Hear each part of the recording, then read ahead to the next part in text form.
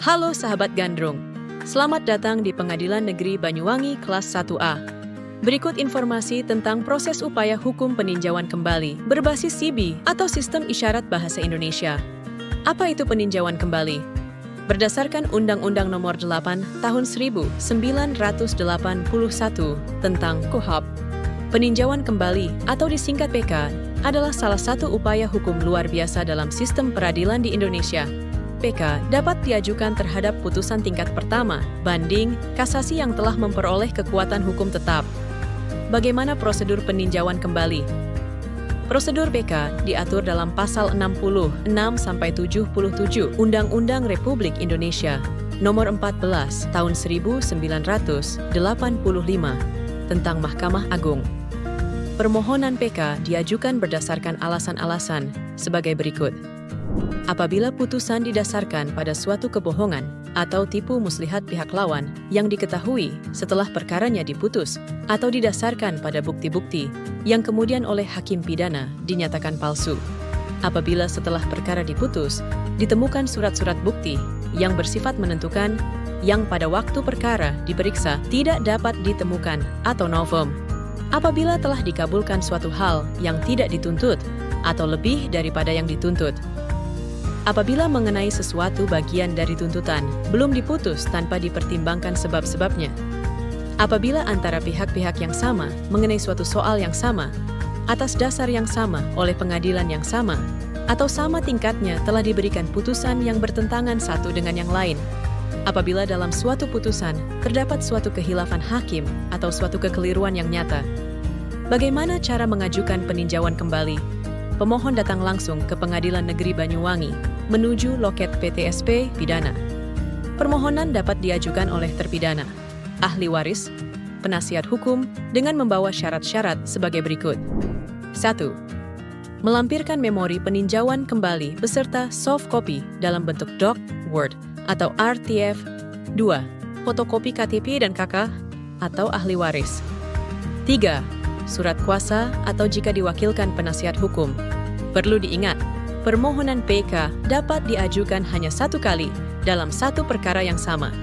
Sebagaimana disebutkan dalam Pasal 268 Ayat 3 KUHP Junto Undang-Undang Nomor 14 Tahun 1985 tentang Mahkamah Agung Junto SEMA Nomor 10 Tahun 2009 tentang pengajuan permohonan peninjauan kembali. Junto SEMA Tahun 2014 tentang pengajuan permohonan peninjauan kembali dalam perkara pidana. Selain itu, permohonan PK diajukan paling lambat pukul 15 waktu Indonesia Barat. Sebagaimana dalam SK KMA nomor 360, 5 KMA SK 12 tahun 2022 tentang petunjuk teknis administrasi dan persidangan perkara pidana di pengadilan secara elektronik, yang menyebutkan bahwa pengadilan memproses perkara yang sudah terdaftar secara elektronik paling lambat pada pukul 15 waktu setempat. Permohonan PK tidak menangguhkan atau menghentikan pelaksanaan putusan pengadilan.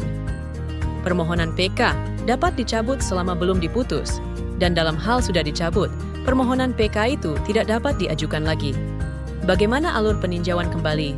Setelah petugas PTSP memeriksa kelengkapan persyaratan, selanjutnya, yang pertama, staf meja 2 membuat akta dan tanda terima PK. 2. Panmut pidana mengoreksi dan memparaf akta pernyataan dan tanda terima PK. 3. Petugas PTSP menyerahkan akta dan tanda terima PK kepada pemohon untuk ditandatangani terpidana. Keempat, panitera menandatangani akta dan tanda terima PK. Kelima, akta dan tanda terima PK yang telah ditandatangani panitera dan distempel nomor perkara tersebut diserahkan kepada pemohon. 6.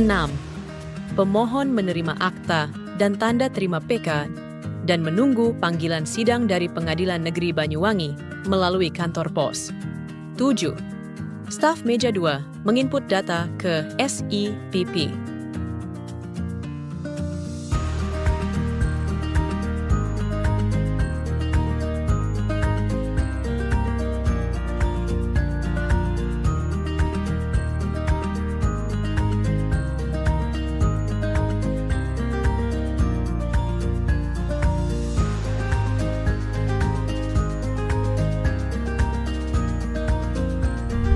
8. Panmut Pidana meneliti kelengkapan berkas perkara PK.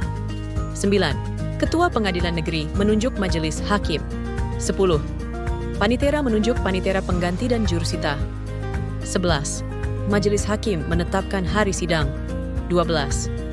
Panitera melakukan pemanggilan para pihak dan penyerahan memori PK melalui jurusita. 13. Majelis Hakim memproses persidangan dan membuat berita acara pendapat. 14.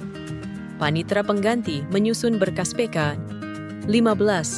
Panmut Pidana membuat surat pengantar PK ke Mahkamah Agung dan surat kelengkapan berkas perkara PK. 16. Panitera menandatangani surat pengantar PK ke Mahkamah Agung dan surat kelengkapan berkas perkara PK. 17. Staf meja 2 mengirim berkas PK. Untuk memudahkan alur PK dapat dilihat dengan bagan sebagai berikut.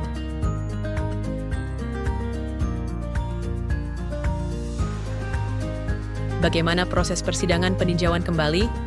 Proses persidangan PK di pengadilan dimulai dari pemeriksaan identitas pemohon, pembacaan memori PK, tanggapan penuntut umum, dan BA, pendapat hakim, yang disidangkan secara online. Sebagaimana dalam Peraturan Mahkamah Agung Nomor 4 Tahun 2020 tentang administrasi dan persidangan perkara pidana di pengadilan secara elektronik, di mana majelis hakim, panitera pengganti bersidang di ruang sidang pengadilan, sedangkan penuntut umum mengikuti sidang dari kantor penuntut umum dan terpidana dengan didampingi atau tanpa didampingi penasihat hukumnya mengikuti sidang dari rutan tempat terpidana ditahan.